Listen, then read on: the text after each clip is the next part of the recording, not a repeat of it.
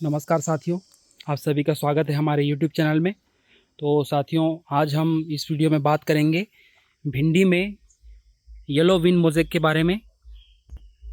इसे हिंदी में पीला सीरा रोग कहते हैं। साथियों, इस वीडियो में हम इसके लक्षण और ये कैसे फैलता है और इसके प्रबंधन के बारे में बात करेंगे।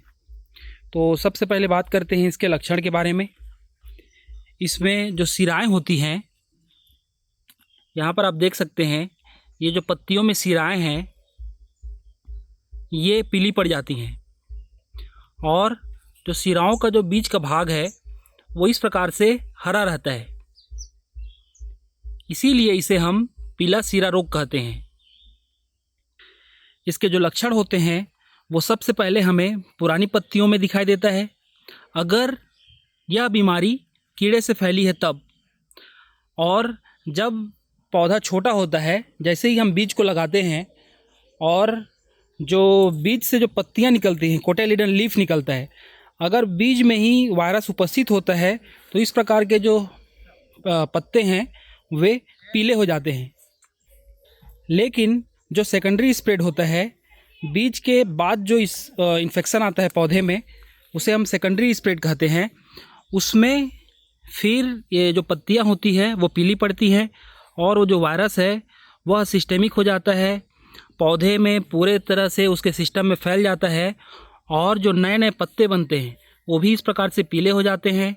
इनका जो साइज़ है वो छोटा रह जाता है और कभी कभी जो इस प्रकार से फल हैं, ये जो फल हैं, फल भी पीले पड़ जाते हैं, मुड़ जाते हैं। आप यहाँ पर देख सकते हैं, ये जो हेल्दी फल है वो इस प्रकार से हरा है और जो इन्फेक्टेड फल है जिसमें वायरस उपस्थित है वो इस प्रकार से पीला हो जाता है, छोटा हो जाता है, मुड़ जाता है। जो इस प्रकार से पौधे होते हैं उनमें ग्रोथ भी ज़्यादा अच्छे से नहीं हो पाता है और इस प्रकार से ये जो बीमारी है वो आप यहाँ पर देख सकते हैं, बहुत सारे पौधों में फैल जाती है। यहाँ पर आप देख सकते हैं ये जो पौधा है वो बहुत ज़्यादा प्रभावित है और ये पत्ती तो पूरा ही पीला पड़ गया है, सफ़ेद भी हो गया है। और आप यहाँ पर देख सकते हैं ये जो फल है वो पूरा पीला पड़ गया है। अब हम बात करते हैं कि जो बीमारी है एक पौधे से दूसरे पौधे में कैसे फैलता है। तो ये फैलता है एक कीड़े के द्वारा और कीड़े का नाम है वाइट फ्लाई, सफ़ेद मक्खी। इस प्रकार से जो भी पौधे होते हैं उसके बीच में जाएंगे हम तो ये भगाते हैं तो सफ़ेद मक्खी हमें उड़ते हुए दिखाई देता है। यहाँ पर आप देख सकते हैं ये भी छोटे छोटे कीड़े हैं और इसमें कुछ जो कीड़े हैं वो सफ़ेद मक्खी हैं। तो ये सफ़ेद मक्खी के द्वारा एक पौधे से दूसरे पौधे में फैलता है। तो साथियों, अब हम बात करते हैं इसके प्रबंधन के बारे में। इसका जो मैनेजमेंट है हमें कैसे करना चाहिए। तो साथियों, इसमें जो बीज हम उपयोग करते हैं वो जो बीज होता है वो एकदम हेल्दी होना चाहिए, उसमें किसी भी प्रकार के वायरस का इन्फेक्शन नहीं होना चाहिए। इसीलिए हमें सर्टिफाइड बीज ही हमें उगाना चाहिए। और हम बीज लगाते हैं, पौधा आता है, तो जैसे ही पौधे में हमें पीले कलर का सिम्टम या पीले रंग की पत्तियां हमें दिखाई देती हैं तो तुरंत ही हमें उस कुछ पौधों को उखाड़ कर फेंक देना चाहिए। क्योंकि अगर हम उस समय उसको उखाड़ कर नहीं फेंकेंगे तो वो जो वायरस है वो एक पौधे से इस प्रकार से बहुत सारे पौधों में फैल जाएगा। तो इसीलिए सबसे जल्दी, जितना जल्दी हो सके, वो जो पीला पौधा है छोटा सा, उसे हमें उखाड़ कर फेंक ही देना चाहिए। तीसरा है, इसमें जो स्पेसिंग है वो थोड़ा दूर दूर होना चाहिए।